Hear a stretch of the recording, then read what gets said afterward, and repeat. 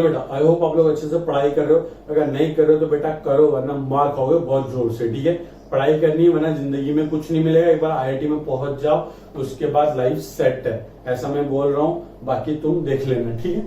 अब एक बात समझो बेटा, इससे पहले हमने देखा था कि किस तरीके से कैटालिटिक रिडक्शन वर्क करता है। हमने मैं थोड़ा सा मैकेनिज्म पार्ट देखा था कि किस तरीके से मेटल यूज करते हैं, हाइड्रोजन गैस किस तरीके से ब्रेक करते हैं, फिर किस तरीके से उसका सिन एडिशन करते हैं। उसके बाद हमने बताया था कि सिस अल्कीन है, एंटी एडिशन सिन एडिशन है तो क्या बनेगा, ट्रांस अल्कीन है, सिन एडिशन है तो क्या बनेगा, वो सब चीज आपको याद होनी चाहिए। अब आज हम देखेंगे किस तरीके से डिफरेंट टाइप ऑफ एप्लीकेशन वाले क्वेश्चन आपको पूछ सकता है, किसके अंदर, जेईई और नीट के अंदर, on the basis of catalytic reduction. बेटा प्लीज अच्छे से देखना वीडियो, बिकॉज यहां से क्वेश्चन आते हैं एग्जाम में और इसको हमको अच्छे से करके जाना है। उससे पहले मैं आपको एग्जाम्पल देता हूं ताकि क्वेश्चन सॉल्व करने में आपको बड़ा मजा आए।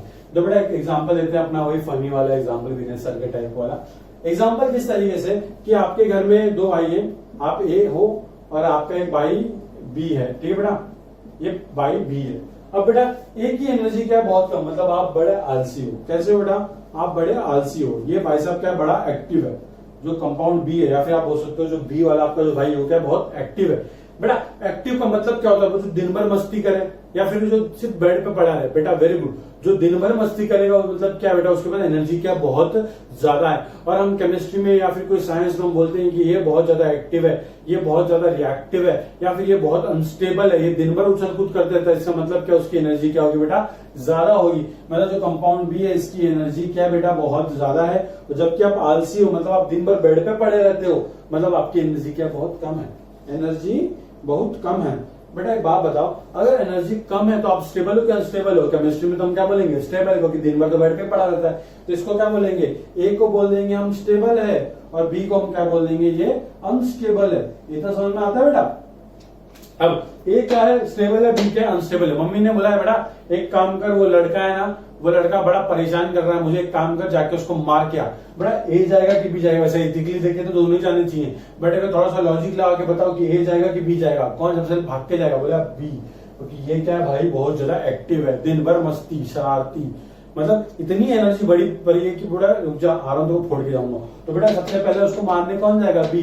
मतलब सबसे ज्यादा रिएक्शन जल्दी कौन शो करेगा, बी, क्योंकि इसकी एनर्जी क्या है, ज्यादा है। बस ये चीज आपको पता होनी चाहिए कि अगर सपोज आपको वो दो अल्कीन देता है, सपोज आपको वो दो अल्कीन देता है, मतलब सपोज इस तरीके से आपको एक कंपाउंड दे दिया उसने, और यहाँ पे उसने आपको एक डबल बॉन्ड यहाँ पे लगा के दिया हुआ है और एक डबल बॉन्ड यहाँ पे लगा के दिया हुआ है। तो आपको वो बोले कि हम इसके अंदर क्या कर रहे हैं, हम इसके अंदर H2 इन प्रेजेंस ऑफ निकल ऐड तो कर रहे हैं, बट H2 कितना ऐड कर रहे हैं बेटा, 1 इक्विवेलेंट।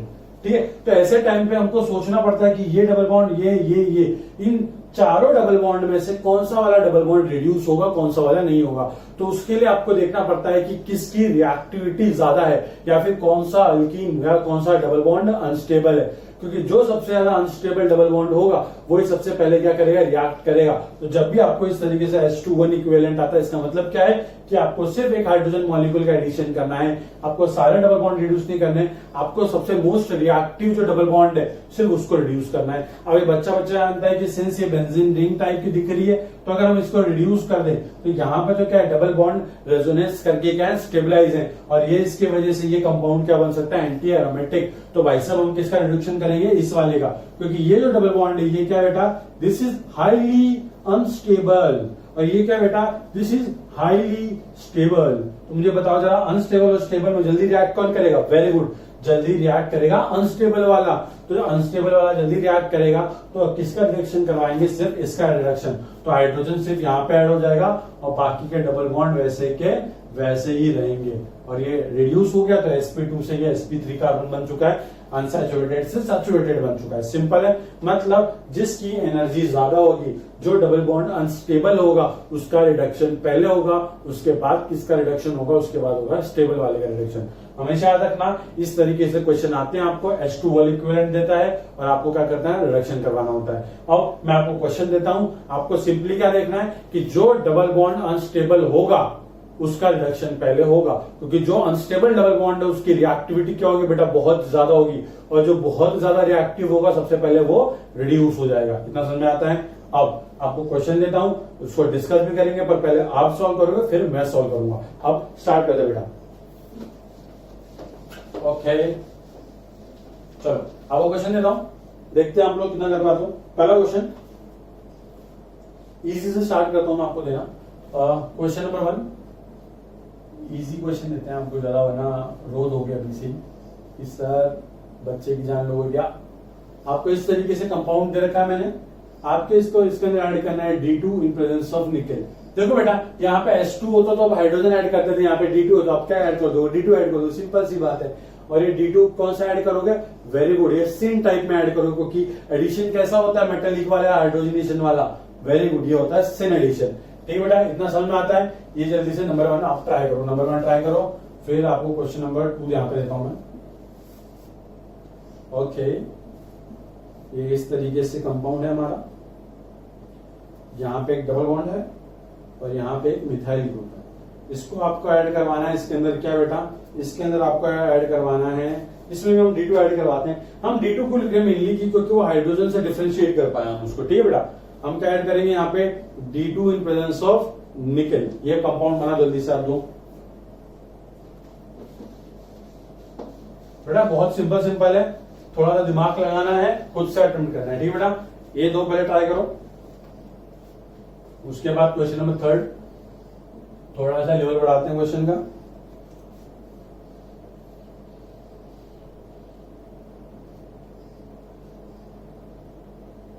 ओके, इसका रिडक्शन कराना है आपको किसके साथ, ये आपको देता हूं simple H2 in presence of निकल। देखो बेटा यहाँ पे निकल लिखे, प्लेटिनम लिखे, पैलेडियम लिखे, सब एक ही बात है। ठीक है, तो याद रखना है ये तीनों मेटल हम यूज कर सकते हैं किसके अंदर, मेटालिक रिडक्शन या फिर हाइड्रोजनेशन के अंदर। ठीक है, इस प्रोसेस को हम क्या बोलते हैं, हाइड्रोजनेशन भी बोलते हैं। क्यों, क्योंकि हम कौन सा आइटम ऐड कर रहे हैं, हाइड्रोजन ऐड कर रहे हैं, सिंपल सी बात है। चलो क्वेश्चन नंबर ट्राई करो। क्वेश्चन नंबर आपको देता हूं मैं 4।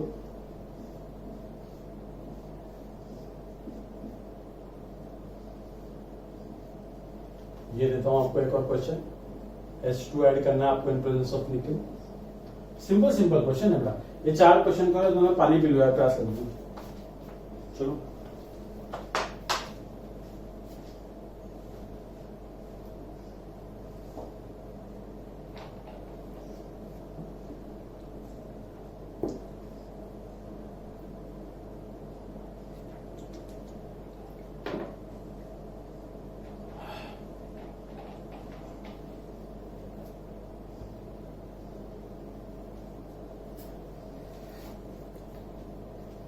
आई होप आप लोगों ने बेटा कर लिया होगा, बहुत सिंपल था।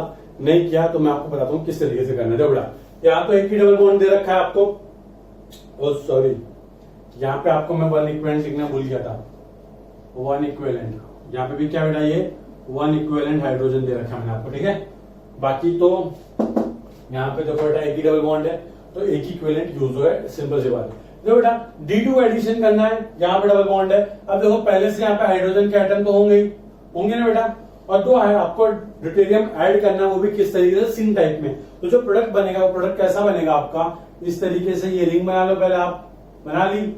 अब देखो बेटा क्या हुआ, हाइड्रोजन ऊपर की तरफ बना लो या नीचे की तरफ, आपकी मर्जी। और डी को कहां से लगा लो, सेम साइड से, क्योंकि ये क्या होगा बेटा, सिन एडिशन होगा। अब आप एक चीज नोट करना, ये भी कायरल सेंटर है, ये भी कायरल सेंटर, और दोनों कायरल सेंटर होने के बावजूद ये कंपाउंड क्या है, ये ऑप्टिकली इनएक्टिव, क्योंकि इसके अंदर क्या बेटा, ये हमारे पास प्लेन ऑफ सिमेट्री। तो ये कंपाउंड जो बना, ये कैसा कंपाउंड बना, ये मीसो कंपाउंड बना, और लिख देना क्या, ऑप्टिकली इनएक्टिव। ये 2 चीजें आपको लिखनी है इसके अंदर कि कंपाउंड क्या बना है, मीसो बना है, साथ में optically inactive, plane of symmetry present है, और ये हमारा प्रोडक्ट है। जल्दी से छापो इसको और फिर क्वेश्चन नंबर 2 डिस्कस करते हैं। ये एक एक चीज लिखी हुई नोट्स में चाहिए बेटा, ठीक है, मिस हो गया ना तो बता दूंगा तुम लोग अच्छे से। तो ये लिखा हुआ होना चाहिए नोट्स में, ठीक है। एग्जाम में कुछ भी पूछ सकता है, बाद में बोलोगे सर आपने नहीं पढ़ा है, बहुत गंदी बात, ठीक है। सब कुछ लिखना है। अब यहाँ पे देखो D2 का एडिशन करना है, इन प्रेजेंस ऑफ निकल, एक ही डबल बॉन्ड दे रखा है, कोई दिक्कत नहीं, कर दो आराम से। देखो बेटा इस तरीके से पहले रिंग बना लो, बना ली रिंग, ठीक है। अब क्या करता हूँ, ये डबल बॉन्ड को मैं इस तरीके से, सॉरी यहाँ पे जो एटम एटम वाले उनको इस तरीके से रिप्रेजेंट करता हूँ। देखो बेटा अगर मैं D2 को सेम साइड से ऐड करूं, तो अगर D2 दोनों सेम साइड में, मतलब D2 नीचे यहाँ पे भी D, यहाँ पे भी D, तो ये CH3, यहाँ पे कार्बन पे CH3, तो यहाँ पे CH3 लगा दो। और यहाँ पे देखो बेटा एक हाइड्रोजन होगा, तो इस हाइड्रोजन को यहाँ पे लगा दो आप। तो आप देख सकते हो कि यहाँ पे कायरल सेंटर बना है कि नहीं बना है, ठीक है बेटा, और ये हमारा कंपाउंड बन गया। अब आप देख सकते हो कि यहाँ पे भी कायरल सेंटर, यहाँ पे भी कायरल सेंटर। क्या हम इसकी मिरर इमेज बना सकते हैं? हाँ बिल्कुल बना सकते हैं। तो हम इसकी क्या बना देते हैं, इसकी मिरर इमेज भी बन जाएगी। ठीक है, कि सेम कंपाउंड उसकी मिरर इमेज बना देना, मतलब दो प्रोडक्ट पॉसिबल है हमारे पास। जल्दी से दो क्वेश्चन छापो, दिक्कत नहीं, जल्दी छापो।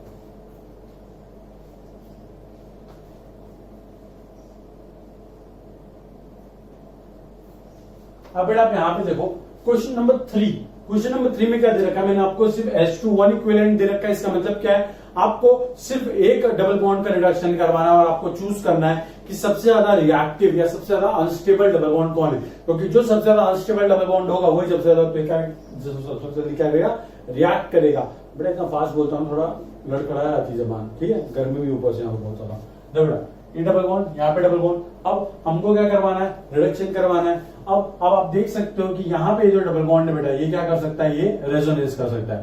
तो ये जो डबल बॉन्ड है दो, ये क्या है हमारे, ये रेजोनेंस स्टेबलाइज, ये रेजोनेंस स्टेबलाइज। इस तरीके से आप लिखोगे सर्कल मार्क की ये दोनों डबल बॉन्ड क्या है, रेजोनेंस स्टेबलाइज है, और ये कंपाउंड रेजोनेंस स्टेबलाइज नहीं है। यही हमारा क्या होगा, ये हमारा होगा अनस्टेबल डबल बॉन्ड। अब आप एक बात बताओ, अनस्टेबल क्यों बोल रहे हैं, क्योंकि बेटा जहां पे रेजोनेंस होता है, मतलब रेजोनेंस एनर्जी की वजह से वो डबल बॉन्ड क्या हो जाते हैं, स्टेबल हो जाते हैं। तो बेटा ये स्टेबल है मतलब आलसी, लेस रिएक्टिव, अनस्टेबल है मतलब एक्टिव, मतलब ज्यादा रिएक्टिव। तो अनस्टेबल मतलब इसका रिडक्शन करेंगे तो हाइड्रोजन सिंपली कहां ऐड कर देंगे, यहाँ पे, और बाकी ये कैसा रहेगा, सेम टू सेम। तो प्रोडक्ट क्या बन जाएगा बेटा, इस तरीके से, एक चोटी, दो चोटी, तीन चोटी, यहाँ पे और यहाँ पे आपका हाइड्रोजन ऐड हो चुका है। वो क्या हो गया, अनसैचुरेटेड से सैचुरेटेड ये वाला पार्ट बन चुका है, और बाकी तो वैसे के वैसे ही रहेंगे। सिंपल सी बात है। आपने सिर्फ एक का एडिशन क्यों किया, क्योंकि आपको उसने लिख के दिया कि कितना इक्विवेलेंट डालना है, आपको सिर्फ एक इक्विवेलेंट डालना है। सिंपल सी बात है। आप देखो बेटा, ये वाला बताओ मुझे आप, ये वाला भी आपने कर ही लिया होगा, मुझे पता है, इतना विश्वास है आप लोगों के ऊपर, क्यों नहीं विश्वास होना चाहिए। 1 2 3 तीन डबल बॉन्ड दे रखे हैं, बट आपको एग्जाम में दे देगा 1 इक्विवेलेंट, बोलेगा बेटा सिर्फ एक को रिड्यूस करो। तो आप किसको रिड्यूस करोगे, हाँ विलेसर को नहीं रिड्यूस करना, आपको इसको रिड्यूस करना है। अब देखो बेटा यहाँ पे क्या हो रहा है, यहाँ पे आप देख सकते हो कि यहाँ पे क्या होगा, रेजोनेंस होगा। तो ये जो दो डबल बॉन्ड है, ये क्या है बेटा, ये है रेजोनेंस स्टेबलाइज। अगर ये रेजोनेंस स्टेबलाइज है तो ये तो कुछ स्टेबलाइज है ही नहीं, तो ये क्या है बेटा, ये अनस्टेबल। बेटा देखो मैं इसको अनस्टेबल किसके रिस्पेक्ट में बोल रहा हूँ, इसके रिस्पेक्ट में अनस्टेबल बोल रहा हूँ। तो याद रखना है सब रिलेटिव टर्म्स है, स्टेबल अनस्टेबल। अब मैंने बोला स्टेबल है तो ये किसके रिस्पेक्ट में स्टेबल है, अगर मैंने बोला ये अनस्टेबल है तो ये इसके रिस्पेक्टिव में अनस्टेबल है। ठीक है बेटा, तो हम रिडक्शन किसका करवाएंगे, इसका, और ये ऐसे का ऐसे छाप डालेंगे। छाप डालो, क्या दिक्कत है, ये लो ये लो ये लो, और ये रिडक्शन हो गया यहाँ पे। तो सिंपल यहाँ पे हाइड्रोजन दिखाना तो दिखा दो, वरना कोई जरूरत है नहीं। ठीक है, अब ये 4 क्वेश्चन जल्दी से छापो, इस तरीके से आपको लिखना है। अब मैं आपको यहाँ पे 2 क्वेश्चन और देता हूँ, उसके बाद फिर आप सॉल्व करो, फिर आपको मैं 2 क्वेश्चन और दूंगा, क्योंकि हमको बहुत क्वेश्चन सॉल्व करने हैं। विदाउट क्वेश्चन सॉल्विंग जीओसी में, सॉरी ऑर्गेनिक में नंबर लाना पॉसिबल नहीं है। तो बेटा अच्छे से सॉल्व करेंगे हम लोग, ठीक है। चलो आपको और क्वेश्चन देता हूँ मैं, कितने हो गए, 5 क्वेश्चन, 4 क्वेश्चन हो गए ना, 5वां क्वेश्चन देता हूँ मैं आपको। एक तो नहीं, यहाँ पे नहीं, ओके चलो, थोड़ा सा शायद से सूख गया बोर्ड, अब इसको हम लिख सकते हैं। ओके, यहाँ पे आपके पास एक डबल बॉन्ड है और आपके पास एक डबल बॉन्ड ऊपर की तरफ है, ठीक है बेटा। और आपको मैं क्या दे रहा हूं, आपको मैं दे रहा हूं H2 इक्विवेलेंट दे रहा है मैंने आपको, बस एक H2 का मॉलिक्यूल दे रहा हूं, और इन प्रेजेंस ऑफ निकेल। आपको प्रोडक्ट बताना है मुझे, जल्दी से बताओगे आप। क्वेश्चन नंबर 6, ओके ओके बेटा, ये आपका क्वेश्चन। कितने रुपए के लिए, कुछ रुपए नहीं मिलेंगे, सिर्फ एग्जाम में नंबर मिलेंगे अगर अभी अच्छे से सॉल्व करोगे तो। क्वेश्चन नंबर 6 जल्दी सॉल्व करो। ये भी रफ करते हैं अपन, वो दोनों क्वेश्चन पर सॉल्व करो आप। और बेटा घर पे सब ठीक है, देखो बेटा क्या कैमरा के सामने आपसे बात करनी पड़ रही है, कैसे दिन आ गए हैं। ठीक है बेटा, चलो आपको क्वेश्चन और देता हूं मैं। ओके 5 और 6, और यहाँ पे आपको एक क्वेश्चन देता हूँ, क्वेश्चन नंबर 7। हाँ, ये वाला थोड़ा सा इंपॉर्टेंट क्वेश्चन देता हूँ मैं आपको एक, ये वाला क्वेश्चन। दिस इज समथिंग मतलब क्वेश्चन मुझे बहुत पसंद है, मतलब मेरा पर्सनली फेवरेट क्वेश्चन है ये। इसमें क्या है कि आपके ये जो दोनों डबल बॉन्ड है वो क्या है, रेजोनेंस स्टेबलाइज है। और ऐसे केस में अगर आपको वह H2 इक्विवेलेंट दे दे तो आप क्या करोगे वो मैं देखना चाहता हूँ। वैसे मुझे तो लगता है कि मैक्सिमम बच्चे गलती करेंगे, बट आई होप कोई सही कर दे। चलो देखते हैं प्रोडक्ट क्या बना होगा 7 का। ठीक है बेटा, और उसके बाद आपको क्वेश्चन नंबर 8 देता हूं मैं। देखो क्वेश्चन नंबर 7 को डिस्कस करने के लिए अपने को बहुत जगह चाहिए, तो एक काम करते हैं, हम थोड़ा सा जगह बना लेते हैं। क्वेश्चन नंबर 8 आपको यहाँ पे देता हूं मैं, आपको CH2 double bond CH single bond C triple bond CH। ठीक बेटा, आपको इसको रिड्यूस करना है वापस से। H2 अनइक्विवेलेंट दिया मैंने आपको इन प्रेजेंस ऑफ निकल। तो आपको क्वेश्चन नंबर 8 ये वाला ट्राई करना है। फिर उसके बाद आपको मैं एक और क्वेश्चन देता हूं, क्वेश्चन नंबर, सॉरी पहले इनको करो उसके बाद वो क्वेश्चन देखते हैं। 4 क्वेश्चन जल्दी पॉज करो, अटेम्प्ट करो। ठीक है बेटा, जल्दी।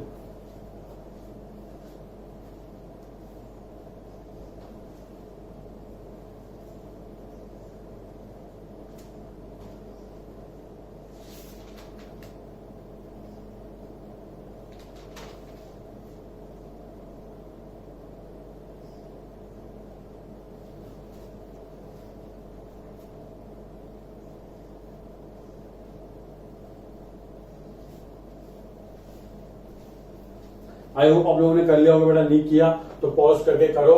मैं आपको बता रहा हूं किस तरीके से क्वेश्चन को अप्रोच करना है। देखो बेटा, ये डबल बॉन्ड और ये डबल बॉन्ड दोनों रेजोनेंस के अंदर नहीं, मतलब अब सर कैसे कंपेयर करें, सर अब क्या करें, चिल्लाओ मत। आपको एक बात बताई थी मैंने कि अल्कीन की स्टेबिलिटी कैसे फाइंड करते हैं। अल्कीन की स्टेबिलिटी हम अल्फा हाइड्रोजन से भी फाइंड कर सकते हैं। जिसके पास अल्फा हाइड्रोजन ज्यादा उसकी स्टेबिलिटी ज्यादा।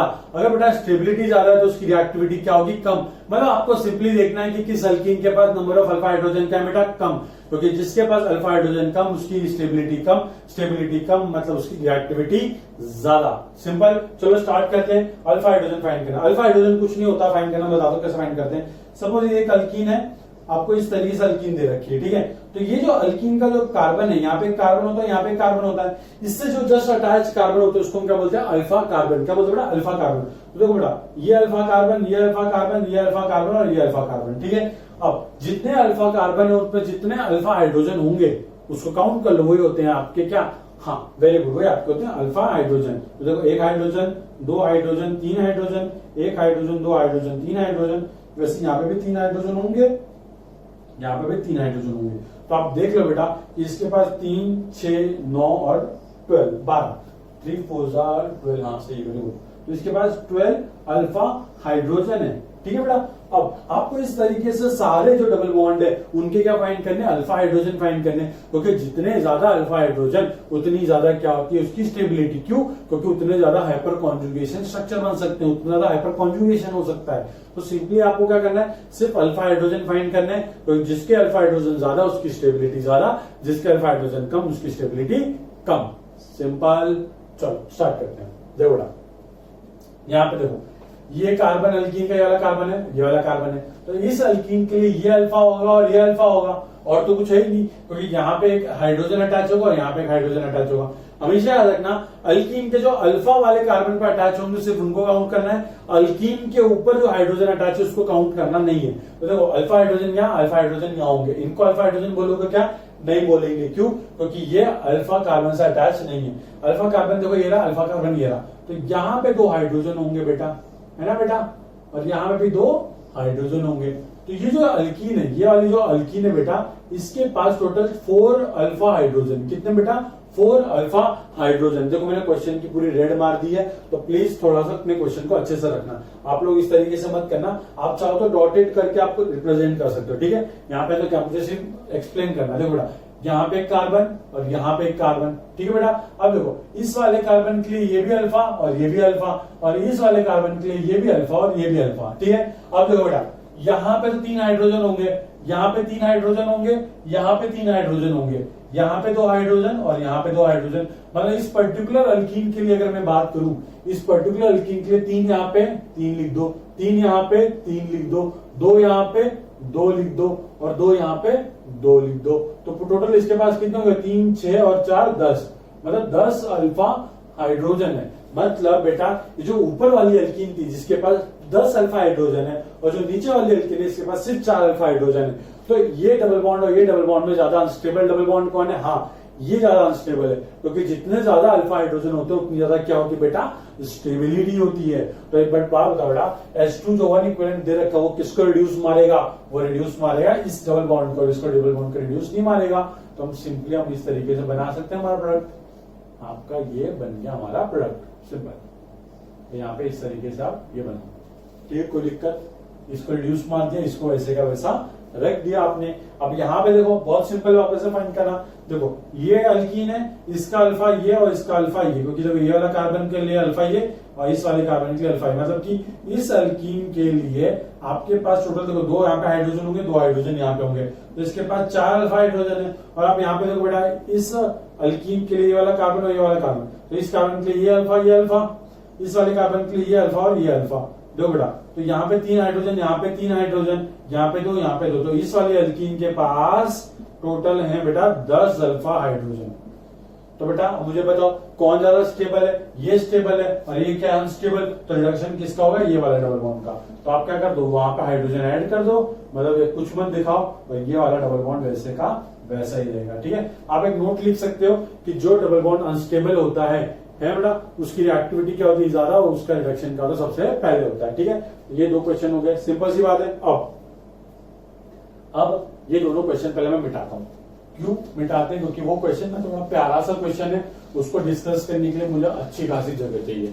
वैसे मुझे लगता है कि शायद से 1 या 2 बच्चों ने सही किया होगा, मे बी, बट उनको रीजन नहीं पता होगा वो क्या रीजन क्या है। दौड़ा चलो,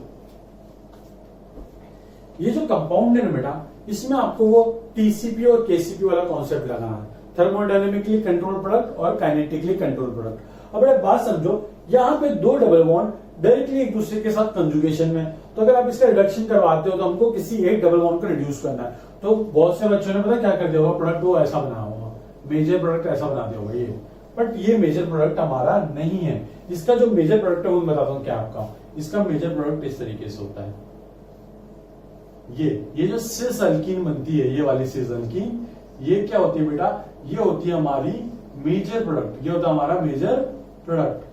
और ये किस तरीके से बनता है वो भी देखते हैं हम लोग, ठीक है। तो ये जो रॉन्ग वाला जो है, ये इसको समझना नहीं है, ठीक है बेटा, इसको समझना नहीं। अब देखो बेटा होता कैसे, बात समझो। ये कार्बन और इस कार्बन के बीच में क्या है? सिंगल बॉन्ड है, सिंगल बॉन्ड है बेटा। अगर दोनों के बीच में सिंगल बॉन्ड है तो वहां पे क्या हो सकता है? फ्री रोटेशन हो सकता है। क्या हो सकता है? Free rotation. मतलब ये जो डबल बॉन्ड, इस डबल बॉन्ड को उल्टी साइड में वापस से घूम के कहां आ सकता है? सेम साइड पे, है ना बेटा। मतलब अगर मैं इसको एक्सप्लेन करना चाहूं तो किस तरीके से कर सकता हूं बेटा? देखो बेटा, ये इस तरीके से एक डबल बॉन्ड यहाँ पे, एक ग्रुप यहाँ पे लगा हुआ है, सॉरी एक ग्रुप यहाँ पे लगा हुआ है और एक ग्रुप यहाँ पे लगा हुआ है। सिंस ये सिंगल बॉन्ड है तो यहाँ पे फ्री रोटेशन पॉसिबल, तो फ्री रोटेशन करके ये डबल बॉन्ड भी कहां पे आ जाएगा? इस डबल बॉन्ड के सामने आ जाएगा। ये डबल बॉन्ड ऐसा घूम के इस डबल बॉन्ड के सामने आ जाएगा। और ये ऐसा क्यों होगा ये अभी मैं आपको बताता हूं। देखो बेटा क्या होगा, मेटल का सरफेस होगा, मेटल के सरफेस पर हाइड्रोजन थोड़ा सा नॉन मेटल का कर रहा होगा, जिसकी वजह से क्या होगा, इसका बीच का बॉन्ड क्या हो जाएगा? वीक हो जाएगा, ठीक है बेटा। यहाँ पे इंटरेक्शन करने की वजह से इसका बॉन्ड वीक हो जाएगा, ठीक है। अब क्या होगा, सिंस आप देख सकते हो हाइड्रोजन हाइड्रोजन, और यहाँ पे बेटा एक स्पेशल प्रॉपर्टी या फिर स्पेशल चीज जो आप मिस कर रहे हो, ये मिस कर रहे हो कि जब आप वो चीज इस तरीके से रोटेट करके ये इस फॉर्म में कन्वर्ट हो जाएगी। किस फॉर्म में? इस फॉर्म में कन्वर्ट हो जाएगी, ठीक है। इसको हम रोटेट करके नीचे लेके आ गए, ये इस फॉर्म में कन्वर्ट हो गया। जब आप इसको यहाँ पे लाओगे, जब आप इसको यहाँ पे लाओगे इस फॉर्म में, तो आप एक चीज नोटिस करना, यहाँ पे देखो ये पाई बॉन्ड ये ब्रेक होता है, ये भी ब्रेक होता है, और एक नया वाला पाई बॉन्ड यहाँ फॉर्म होना स्टार्ट होता है। तो इस तरीके से होगा, ये वाला कार्बन यहाँ पे इंट्रैक्शन करता है, ये वाला कार्बन इससे इंट्रैक्शन करता है, ये वाला पाई बॉन्ड ब्रेक होता है, यहाँ पे नया वाला पाई बॉन्ड बनता है, और ये वाला पाई बॉन्ड भी ब्रेक होता है। तो आप देख सकते हो कि बेटा 1 2 3 4 5 और 6, यहाँ पे क्या बना है बेटा? यहाँ पे बेटा 6 member cyclic transition state, 6 member cyclic transition state, जिसकी वजह से यहां का डबल बॉन्ड ब्रेक होता है, और यहां का बेटा डबल बॉन्ड ब्रेक होगा तो बेटा क्या होगा? देखो यहाँ पे इस तरीके से, यहाँ पे कार्बन ये वाला बॉन्ड ब्रेक कर दो, ये वाला बॉन्ड ब्रेक कर दिया तो एक इलेक्ट्रॉन यहाँ पे बचा, एक इलेक्ट्रॉन यहाँ पे बचा। ये वाला बॉन्ड ब्रेक कर दो तो एक इलेक्ट्रॉन यहाँ बचा और एक इलेक्ट्रॉन यहाँ बचा। अब ये दोनों इलेक्ट्रॉन ये रहे, ये वाला इलेक्ट्रॉन इस वाले हाइड्रोजन से लेके बॉन्ड बना लेगा और ये वाला इलेक्ट्रॉन इस वाले कार्बन से लेके बॉन्ड बना लेगा। सिंपल सी बात है। तो देखो यहाँ पे तो बॉन्ड बन चुके हैं, तो यहाँ पे क्या हो जाएगा बेटा, यहाँ पे तो हाइड्रोजन अटैच हो जाएंगे, इस तरीके से हाइड्रोजन अटैच हो गए।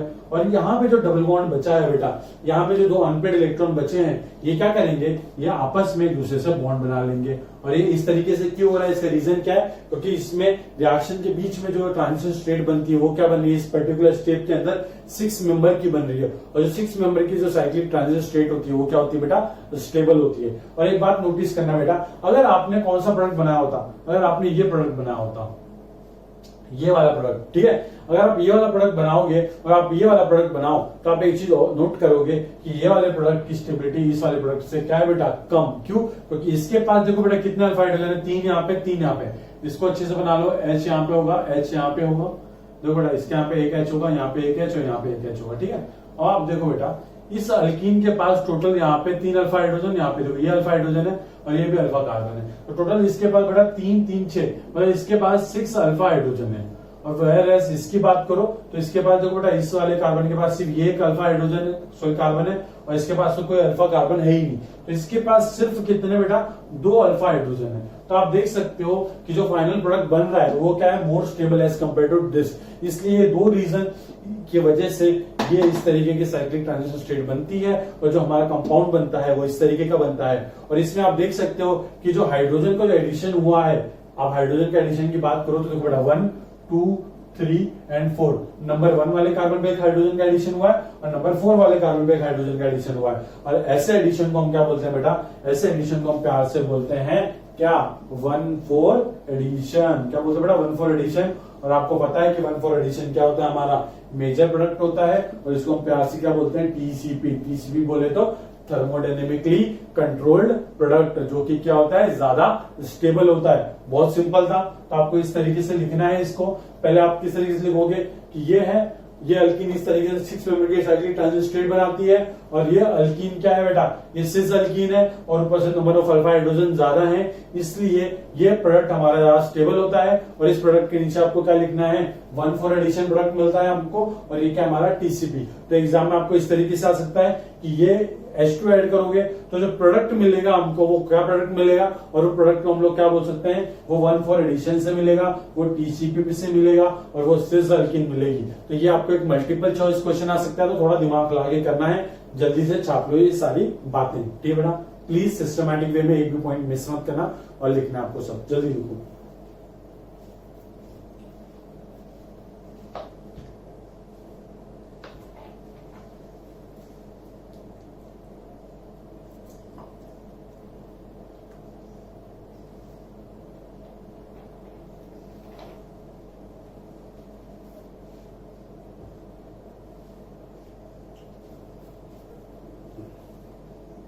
कर लिया बेटा। चलो हम ये 8 वाला क्वेश्चन देखते हैं, वो किस तरीके से सॉल्व करना है, उसके पीछे लॉजिक क्या है। ये वैसे मैंने आपको पढ़ाया नहीं, तो आपने किया नहीं होगा तो मुझे कोई दिक्कत नहीं है, बट मैं आपको पढ़ा देता हूँ। अल्कीन और अल्काइन अगर हमको दे दे एक साथ, तो हमको किसको रिड्यूस करवाना है, पहले ये दिमाग में एक चीज पहले तो याद कर लो कि अल्काइन की रिएक्टिविटी हाइड्रोजनेशन के लिए क्या होती है, सबसे ज्यादा होती है एज कम्पेयर टू अल्कीन। तो सबसे पहले अल्काइन ही रिएक्ट करेगा, उसके बाद अल्कीन। अगर आपको एक इक्विवेलेंट दे रखा है तो आप किसको रिएक्ट करवाओगे, अल्काइन को, नॉट अल्कीन को। सिंपल सी बात है। अब ये क्यों समझते हैं बेटा, सुनो, ये बहुत सिंपल है समझने के लिए, इसमें इतना कोई रॉकेट साइंस है नहीं है। बट एक चीज आपको मैं पहले कुछ एग्जाम्पल देता हूँ, छोटा वाला। वैसे मैंने अभी भी सोचा है, जस्ट 2 मिनट पहले एग्जाम्पल मन में आया मेरे, तो सोचा कि आपके साथ शेयर करूँ, ठीक है बेटा। आपको मेरे एग्जाम्पल सुन के हंसी आती होगी कभी कभी, लगता है कि क्या क्या क्या बक कर रहे हैं सर आप, है ना। बट बेटा मुझे पसंद है कि रियल लाइफ से रिलेट करके एग्जाम्पल देना, तो ये थोड़ा सा अपने लिए मजा सा आ जाता है, ठीक है बेटा। सुनो, अब अपने पास सपोज एक 6x6 का गद्दा है। गद्दा बोले तो जो बेड पे बिछाते हैं, मैट्रेसेस, क्या बोलते हैं उसको इंग्लिश में, वही बोलते हैं शायद से। और यहाँ पे भी क्या है, 6x6 का गद्दा है। अपने पास 6x6 के 2 गद्दे हैं हमारे पास।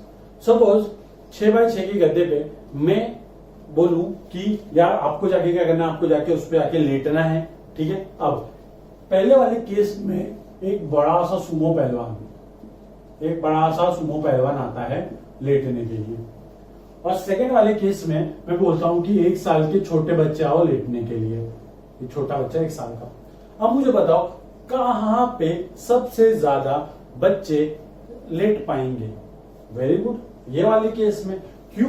क्योंकि इसका सरफेस एरिया क्या है? कम। तो जो नंबर ऑफ बच्चे जो लेट पाएंगे यहाँ पे वो क्या होंगे बेटा? वो ज्यादा होंगे। आप देख सकते हो कि यहाँ पे नंबर ऑफ बच्चे क्या हो रहे हैं? ज्यादा लेट पा रहे हैं।